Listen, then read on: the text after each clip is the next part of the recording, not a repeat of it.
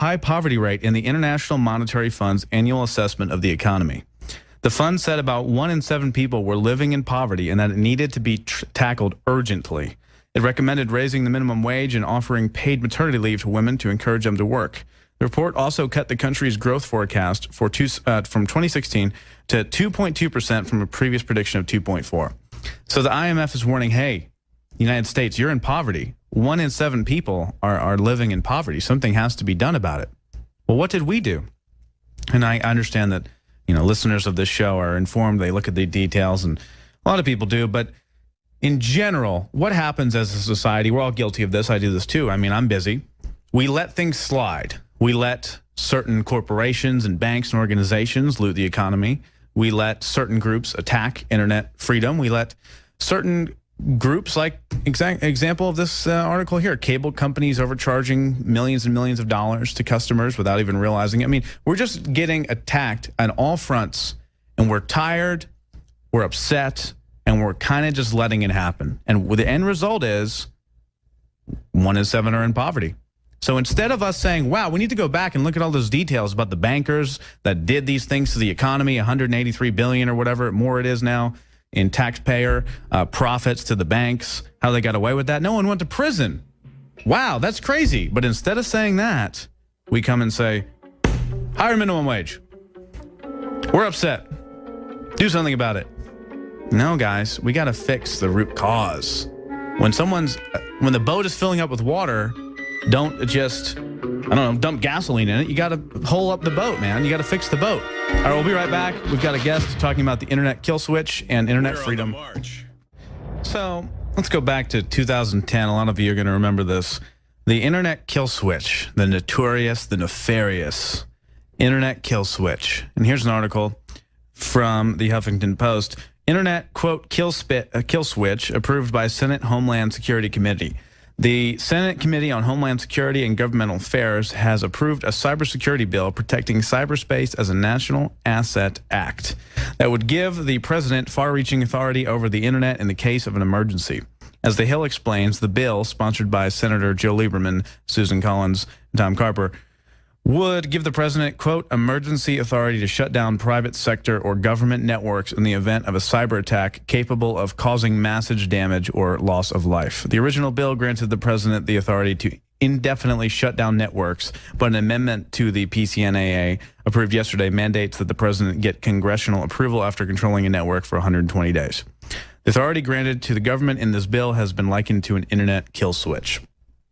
So first and foremost, I think most people watching this program or listening live on radio right now would agree the internet is really the epitome of free information flow. The internet is a truly amazing, beautiful thing. The internets, right? The series of tubes. And as a bastion of freedom and a bastion of free-flowing information, a just kind of lexicon of information, the internet, therefore, is, of course, a threat, a direct threat to certain groups and people, whatever it is, right? It's even a threat to individuals. You know, people can make up stuff about you all day long on the internet and put it out there, okay? But that's kind of the inherent beauty of it, isn't it? Right? It's just such an open forum, but not so much anymore as certain groups kind of close in on it. Now, we've got this individual, James Knox, here, and the producer said this would be a really, really good guest to talk about the internet kill switch because it's back in the news. I mean, remember, we've got not only CISPA, the zombie bill, the internet regulation bill, CISPA, just comes back from the dead over and over and over again. Meet the new CISPA, same as the old CISPA. It's all the same junk, and SOPA and Homeland Security, working on the internet kill switch. It's just all this craziness. The internet really is a huge threat because it cannot be controlled. But James Knox, from his bio here, in 1984, James Knox joined the U.S. Army as part of the last class of 26Vs. He was honorably discharged in November of 1990. He worked as assistant COSMEC custodian, ran ARFCOS, Lethal Force Authorized Transport of Theater. Basically, he has a lot of military background, and he is an engineer. He has done networks encompassing wireline to microwave to fiber optics for both commercial and government clients. And what I wanted to talk to him about and ask him about is the regulation of the internet kill switch, all of the craziness going on with the internet right now, and what kind of systems are in place for that, and if it were even possible for, let's say, a group to say, oh, we're going to go ahead and turn the internet off. I mean, it's not even a reality in my view, but I'd like to hear his take. So, James, are you with us? Yeah, absolutely. And you got to excuse my voice.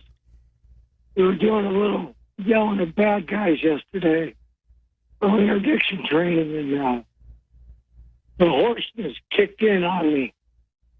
Well, you all right? Yeah, I'm fine. Just as long as you can hear me. Well, I can hear you. Yep, I can hear you. I'm sorry that happened to you. Oh, no problem.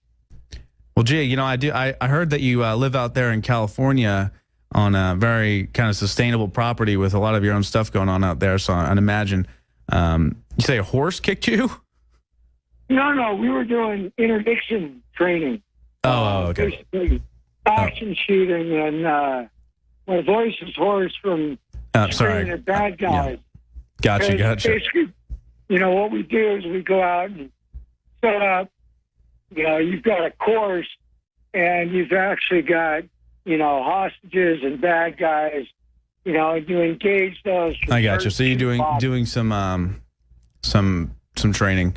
Okay, cool. So, hey, I wanted to get you on and ask you, because I know you're an engineer and you have a military background with networks on commercial and government levels and everything like that. Tell me about this internet kill switch that everyone's been talking about for years and years and years. Do you think it is a reality? You know, what is it in your view, this whole internet kill switch? Well, if we look at, let me back up a second, just to say, let's look at the network as a whole. Okay, about 2000, the switches in, you know, every central office in the States went to, and we'll use Lucent's equipment, went to what's called a 7RE switch. And that's an asynchronous switch, a packetized switch. So it becomes very much like the internet. But then what actually transports that is a synchronous network, which is mostly fiber and mostly SONET or SDH overseas. Now, what this does, this takes a large pipe and breaks it up into smaller pipes. For the internet, you've got a pipe that, you know, you've got a branch off this tree that's 12 inches in diameter. And we'll say that 30% of that is internet traffic. But that's mixed in with 70% of other traffic. Okay, so all these things have to go to different geographic locations. Right. So if you were to think about a conversation, you know, if you were going to call from the bottom of the tree to the very smallest tip branch of the tree, you'd have to go through all these different hubs to complete that phone call, correct? Right. Okay, same thing for the internet. Now, in the internet, you've got geographically located router places, a lot of which are going to be major hubs if you're using like UUNet fiber and things like that. If you look at the train that follows Route 66, that is one of the fiber legs that goes from coast to coast. Basically, there's two that are really, you know, we're talking big pipes. Now, again, you've got everything running over that. Now, that includes E911, a lot of DOT, but a lot of that's private. But you also have a lot of mixing of infrastructure. So now, if you're understanding this synchronous pipe that has this asynchronous internet data on it, how are you going to turn that off? Okay, you have to go in and turn off just that portion of the bandwidth. So in order to do that, you need a switch. And you could use a layer 2 or a layer 3 managed switch to do that. So what you're saying is it's all consolidated into two different massive fiber pipes. And all of these are going to different networks, and they're extremely complex. And when you say you need a switch, I mean, break that down for people for a moment, as in you need a switch. It's not a light switch, right? So Yeah, how exactly would one have a so-called switch over these pipes? That's where I'm going. So Okay. if we're looking at this pipe, okay, and the president has this ability, he's got this authority, okay, in order to do that, that's just going to consist of a plan. And what you're going to have to do is go through and find all these geographical locations. Now, when we're talking a switch, we're not talking the Staples easy button. You know, the internet kill switch is not anything remotely close to the Staples easy button. You need a very broad scope plan and a great deal of integration and logistics and resources to know where these switches are.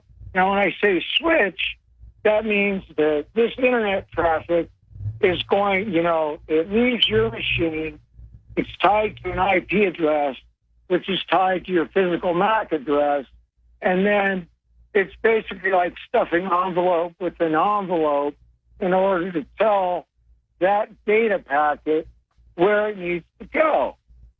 So in order to shut off the internet, you need to shut off all these different pipes. So in other words, all these different switches or routers. We can look at a router like a switch. And a router is basically just a traffic cop. It says, you know, it sees a packet coming in. You know, it's taking the synchronous internet that has been pulled off, and that's being stuck into it. And then it's dividing that up and deciding where it needs to go. Right. Now, okay. Now, a quick question for you. So, okay, we've got these massive fiber pipes. And you're saying clearly that's not just a switch, right? The so-called internet kill switch that the government has essentially mandated through these acts. Now, also, you're saying that all of this traffic is going somewhere. It's going through routers, which are directing the signals to the appropriate locations, and that the switch would essentially be, if I'm understanding right, a shutdown of across the board, the routers, everything, just basically all the infrastructure shutting down at one time. So it'd be a massive, massive, massive operation. No, actually, the switch basically controls. Let's say if you looked at and there was a picture that Alex had up with all those Ethernet connections in it. Each one of those ports is a switch. So each one is a circuit, and each one is a switch. So you'd have to turn the router off. But what is that router transporting?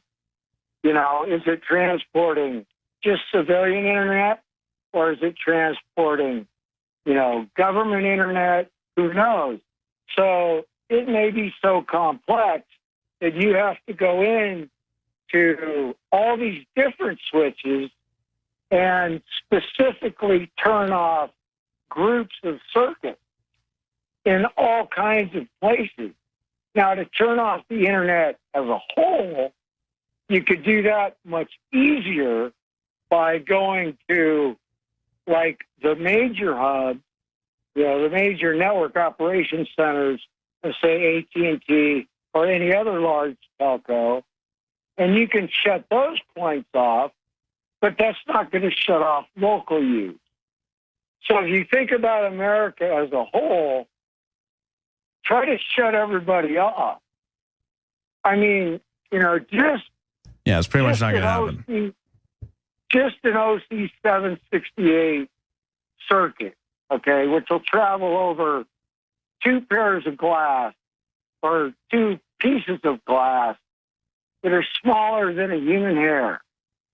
Now, that's transporting, if we're using, say, CW coarse width division multiplexing, where we're able to take, or dense width, where we're able to take,